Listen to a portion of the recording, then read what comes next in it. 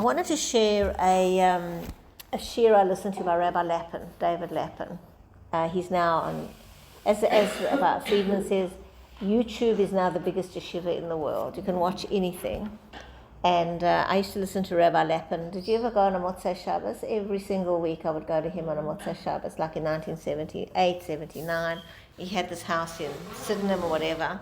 Packed, used to be a packed shir. Heather Block used to be there, all these people, right? And it was fantastic, and so now it's easy to reconnect. But what he does is, every day he's learning Gemara, Daf, but he takes a point out of it that's very relevant to whatever's in it. So, for example, he was talking about what is the secret of Jews' financial success. And he basically says it's the home. And what people don't realize is that you don't just make money because you're clever or you're making money. You bring brocha into your life. And you only make money because Hashem allows it to happen. You can try a business deal and it fails. You can try a completely crazy business deal and it succeeds. It's if Hashem blesses you that it works. And clever people can fail and stupid people can succeed. And it's no clear-cut thing, but you do it through the home. And he was talking about you do it by the way that you behave. You bring brachas into your life. There's a hidden component. So he spoke about himself. He was saying how Torah, by living a Torah life, also brings bracha. And he was saying how he used to do consulting, Rabbi Lappin, to the United States government. I think he did in South Africa before he left. I'm not sure exactly.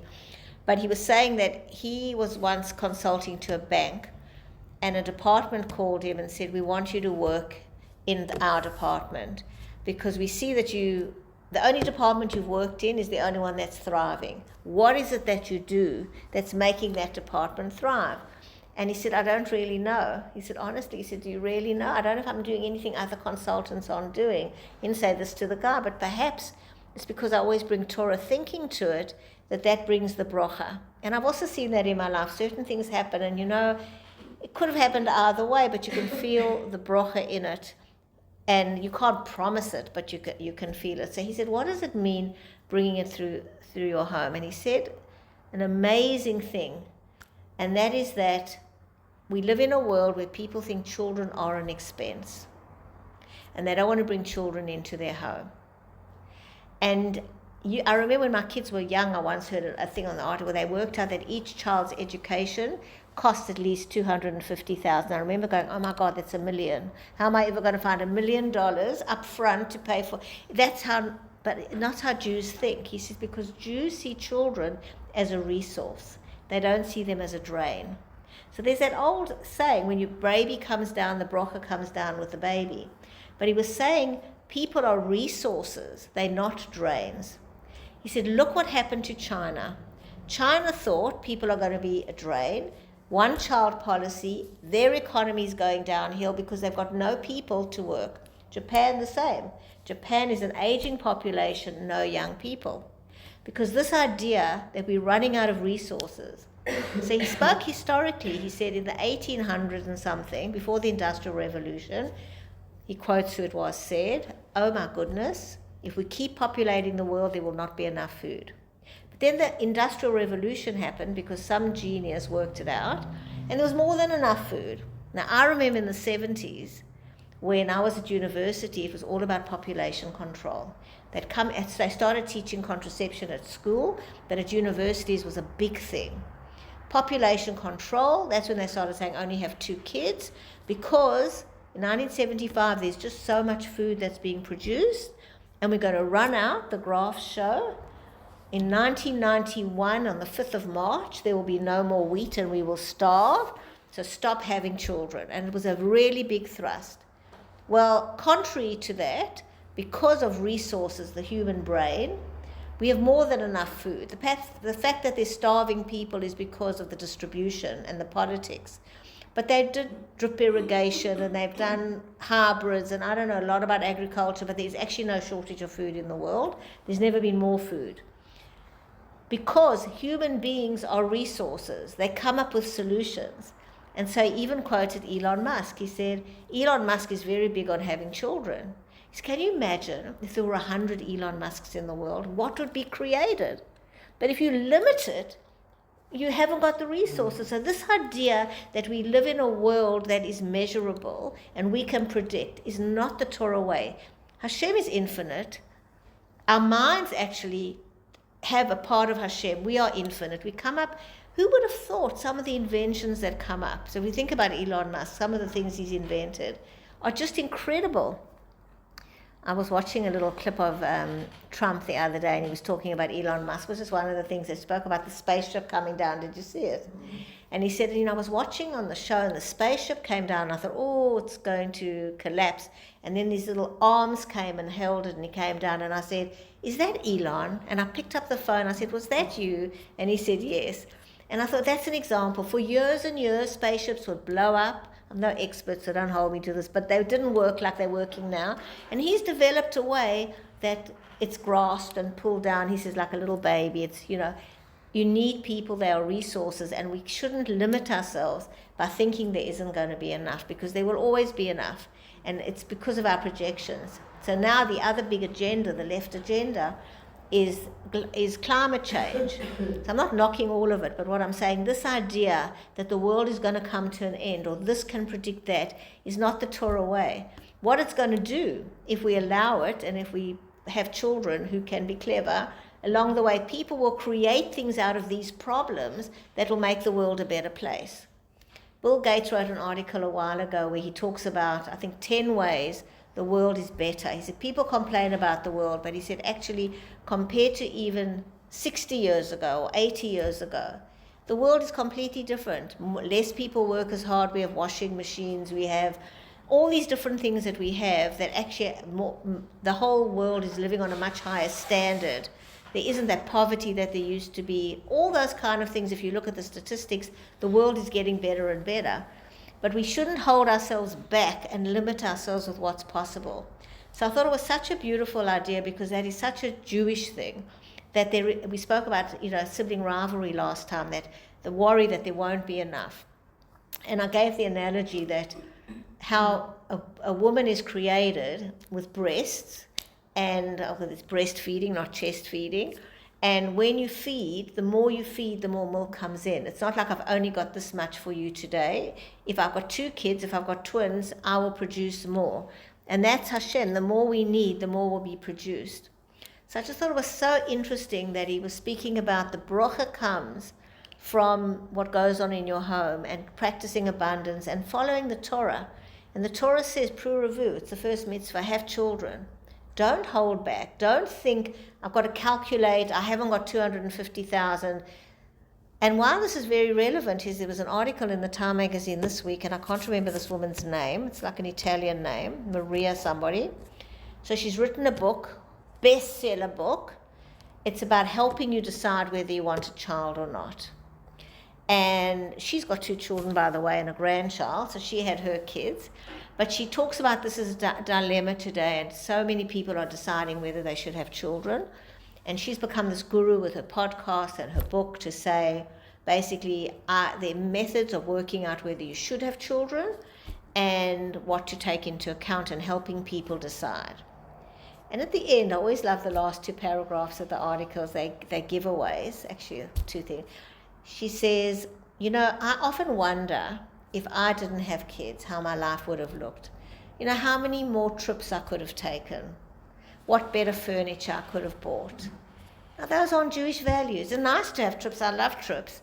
But what is that? It's the selfish, me generation that it's all about luxury and comfort and children. But you're depriving yourself of a future. So when we talk about resources, and it taps into what we were saying earlier, when you've got children and grandchildren, you have got a legacy. When you teach people, you've got a legacy. The Rebbe has a legacy of what he's taught. That my children who never met him are talking about what the Rebbe said. Their children will talk about it. And that's why we have to remember parents, and we have to remember grandparents, because we are their resource now. We are the ones saying Kaddish. We are the ones saying Yiska. To be isolated and have an extra overseas trip and live on your own, you're depriving yourself of vital resources. So I've seen this every now and then. It comes up about it's okay. 50% of people today are deciding whether they should have children, and she's helping people make that decision. From a Torah point of view, and we were talking earlier about telling 2-year-olds to wear shoes if it's raining outside, we are all limited in how we see the world, and the Torah is a tree of life. It helps us know how to live. It's not a decision. The Torah tells you, have children. Don't make calculations. If you're able to, have children. Obviously, if you can't, you don't. But if you can, you should have children. You should get married and have children if you can. It's the ideal possibility. Obviously, it's a choice in one level. But on another level, people go, should I? Yes, because I can tell you, and I know people, close people, who are not married, and when they get to their 40s and 50s, they're very lonely. And they look back and they go, wow, all my friends are married with kids and I'm sitting alone at home, going on as many trips as I want, but it's very lonely. I'm not saying they had a choice, but the Torah gives you the prescription. This works, given that all things are equal. We're not talking about evil because they want about abusive marriage, of course. But in general, the Torah, the first mitzvah is pru-revu, be fruitful and multiply. And if you think about it, it's in the context of when the world was created. As a resource, Hashem said, go into my world and populate my world. Look after my world. It's not just don't destroy the environment. We've got to guard the world, guard the Garden of Eden, look after my animals. But we are meant to be fruitful and multiply without too much calculation, without going, is it an option? You might want to space your children, you might say, I can't do more than that, whatever. But at the end of the day, it's a foundation. And, it's the same thing with marriage, where people think that marriage isn't essential anymore. And what we have now is fewer people getting married, but it doesn't mean that they're living together longer. It just means that it's easier to get out of relationships. So people are having 3 or 4 monogamous relationships. Not good for the children. Whatever anybody tells you, it's very disruptive for kids, but it's also not good for people. I sit with so many broken people who, they might have a current relationship that is working, but it's very different. And I can say it in the context of this group, because we've all been lucky enough. When you've been with someone for 10 years, 20 years, 30 years, and you build something together, you have your bad times, but at the end of the day, you've built something together. But when you've been with someone for 10 years, and then you have that terrible wrench and it's over, and then you start with someone again, you never really build that. You're like living, it's not good for one's psyche. So if we can, again, I'm not saying everybody has that muzzle or can, but if you can, the Torah says work it out. Your first option is to get married and work it out if you can. Really put in whatever you can. So I was reading another article in the Time magazine. I'm waiting for the subscription to run out, I think. But it is interesting to see how people, it's always interesting to see how they talk. So there was a very big court case. Also, sorry, I can never remember the specific names. But it was a woman who was married for 50 years. And she, I'll look up the name and I'll put it on the group. She was drugged by her husband and raped many times by other men while he watched. And the court case is ongoing now, and she wanted it to go public to make it public that husbands do this. Now, what they picked up on the article, and there's truth to this, I'm not against all of this, is that these men were solicited on a website called, in French, I don't know what it is, without consent. So when they say we didn't know that the wife wasn't consenting, what they say is we thought because the husband said it's okay, it will be okay. So the main thrust of the Time magazine is around that we live in this patriarchal world where people think if a husband says, my wife consented, you don't need her consent. The suspicious thing is the website that they came through was called Without Consent. But that was all of and all their girlfriends and wives came. I think there were like 20 men.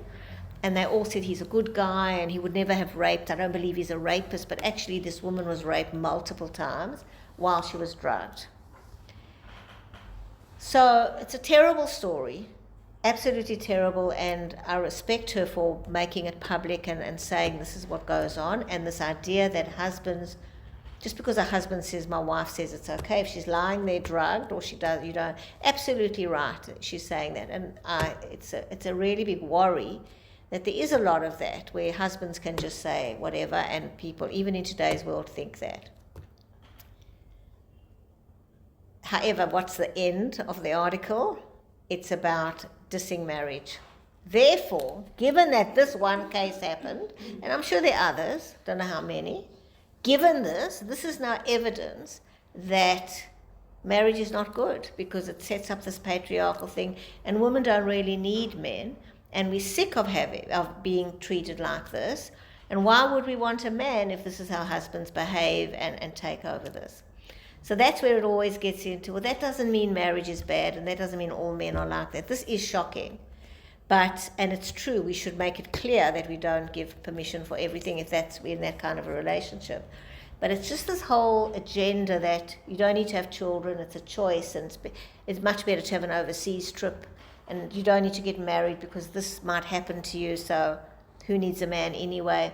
From a Jewish point of view, marriage is the most sacred relationship, because it's a spiritual relationship. The world is made of a male energy and a female energy from a Kabbalistic point of view. That's a reality. There's not 15 genders, there are 2. There's a male and a female. The male energy is long, it's called the... Sorry? Not today, there's not. I know. Only 2 genders. From the Torah. I'm still sticking with the old-fashioned Torah. I don't even know what those others are. Sorry, I don't even know. Exactly. And the female looks like this, so the male looks like that. So the female was the world, the Kav came into the world and created the world. In every force, there's a male and female energy, and they work in a complementary way. So when we create a baby, naturally, there's a male and a female, and together it creates. But they're on a deep Kabbalistic level, they are actually energies. And... They are both needed. So in an ideal world, in a good marriage, the husband and wife bring those different energies and together build, what I was saying, you can build something together that you can't build on your own. You need that male energy if you're a woman to do something. That doesn't mean you need that to make money or those kind of traditional things. You may or may not. It's not to do with that. It's on a much deeper level. In the old days, you couldn't make a baby without each other. Now you can. So, but you still need sperm, I suppose. If you're a woman, you can't make the sperm yourself. So you still need a male energy to make a baby, and you still need a female energy. But it's on a much deeper level. To build something, you need that male and female energy. I love that joke. There's that South African comedian who lives in New Zealand now, Ursula. Do you ever watch her? You've got to watch her, hey, Ursula. She's so funny. So she's gay, right? And she says, I don't need a man. The only thing I need is someone to open my jam bottles. You can't turn the lid. That's what men are good for. So she does the jam, but that's true. So she says, because of that, she says she goes every week, and what does she have in the coffee shop? She has toast with jam. And they're probably looking and going, why do you come here for toast and jam when you could have everything? That's right. So often when I'm struggling with the bottle, I think, okay, she's right, that's one. That's right. But these are very deep ideas that the Torah, which we don't understand, and we think we understand, but we don't, it's above rationality. That's what faith is, it's above rationality. There are so many things that are built in that help you, and you often realize afterwards the benefits, even though sometimes you do it kicking and screaming or you don't see the value. As you get older, you see the value. So to bring back to what we were talking about earlier, we were talking at my mother's yortzeit today, and we're doing this learning in her memory, Etel Bas Yisrael. It's her second yortzeit, and we were talking about how even a yortzeit is built in to remind you of yortzeit's on the Hebrew day, the day her neshama left the world. And it's a built-in, like you remember a birthday, you remember a yortzeit, that you don't forget that person. And it's as big as a birth is, as a loss, that we should not forget a yahrzeit, but you do it for the sake of the neshama, but also for you, that you remember that person and you have the opportunity to do a mitzvah in their memory. But there are other times to remember, and the idea is to remember. So we have Yiska a few times a year. We have on Yom Kippur, Pesach, Shmini Atzeret, where we remember our loved ones. And it's an opportunity, I always talk about mitzvahs as an opportunity to do something for our parents or our loved ones that they can't do for themselves. If you think about a really big part of what's going on in Israel is how much, when we talk about people, we say their names if there's a loss. How people go to the funerals are often people that they don't know. The funerals, unfortunately, of our lost soldiers and family members, people who are dying now. Apparently all the funerals, Israelis take time out from people they don't even know to go and honor the mace, to honor that person that you died for Israel, or you, one of us, right? We're all in this together, so that families don't feel alone, because as I said, when you lose someone, you feel broken and alone, and a part of yourself is missing. And when people come around, you feel part of a bigger thing. You feel part, I'm not so alone. You're still alone, but you're not so alone. And then if you think about it, how we have remembrance weeks, we have different, times where we remember. We go to Yad Vashem. It's important to remember who we are part of, that even though people have moved on, they're still part of our genes. They're still part of who we are. And anybody, whether they're current soldiers who are dying or past soldiers, they're also part of our heritage. And we remember. We go to the camps. It's important to remember. It's a big part. But it's how we remember that also the Torah tells us. Not with grief and sadness. You're not meant to pull out your hair. There's actually written somewhere. Or to damage yourself, mutilate yourself. Some religions, they mutilate themselves. I don't know which ones. But it's not about that. It's about remembering with appreciation for what they did. It's doing, so then we haven't forgotten. We can continue to give to you. We can do a mitzvah in your memory. And to really just stay connected, because we're part of a whole history. And we're all connected on a soul level. Whoever came before us is connected to us, and whoever's going to come after us is connected to us. Which comes back to my final point, is why we need to teach our kids. The Shema every day, it says teach it to your children. We need to teach them to the best of our ability of these concepts, whether they agree with it, whether they understand it. These are built-in mechanisms. The Torah gives us mechanisms for life and how to function in the world and how to be good resources for each other and for our parents and our loved ones that we've lost. So we should all be strengthened. We should all be there for each other in our grief and in our, as we move forward. And actually, Sherry said on Sunday, I thought this was beautiful. She was talking about how we're all connected. And she said, she was talking about, she doesn't know if it's the soul. From a Jewish point of view, we believe it's the soul, or whether it's genetic, or if it's a unconscious that belongs to everybody, a cultural unconscious. But she says people talk about generational trauma, but she talks about it as generational strength. And I love that, because that's my message. We can have strength, and we can take, today we can take, as I was reading about, we get the genes from our parents. We were celebrating my mom today. Her strength, her resilience has been passed down to us.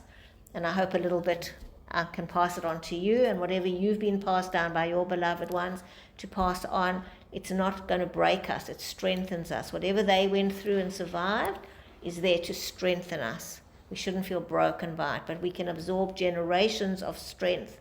How strong are the Jews?